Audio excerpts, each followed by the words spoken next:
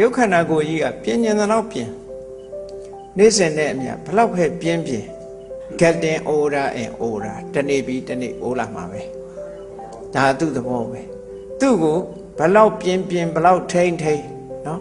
ပြေမတွန့်အောင် botox ထိုးလဲတွန့်မှာပဲနော်မရဘူးမိတ်ကတည်းလိမ့်လဲ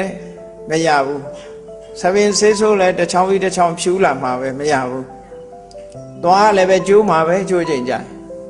အဲ့တော့ရုပ်ခန္ဓာကိုယ်ကြီးကဘလောက်ပဲပြင်းပြင်းတဖြည်းဖြည်းဆွေးလာတာဆွေးလာတဲ့သဘောဟာသူ့မှာရှိတယ်အဲ့လိုတဖြည်းဖြည်းဆွေးလာတတ်တဲ့ရုပ်ခန္ဓာကိုယ်ကြီးကိုတကယ်ပြင်းနေလို့ရှိရင်အကျိုးရှိသလားလို့ဆိုဘာမှအကျိုးမရှိဘူးဒါကြီးပြင်လို့အဲ့တော့ပြင်ရမှာပါတော့ဆိုစိတ်ဟောလူရဲ့စိတ်ကလေးကိုပြင်ရမှာဘာလို့လဲဆိုလူတွေမှာကြည့်လေအော်ဒီလူကစိတ်ကောင်းတယ်ဒီလူကစိတ်မကောင်းစိတ်ကောင်းတဲ့လူနဲ့စိတ်မကောင်းတဲ့လူမျက်နှာမှာလားပေါ်နေတာစိတ်ကောင်းနှလုံးကောင်းရှိတဲ့ပုဂ္ဂိုလ်ရဲ့မျက်နှာအချိုးပြုံးပြီးတော့မေတ္တာနှလုံးသားပိုင်ရှင်မျက်နှာကိုကြည်လင်းအေး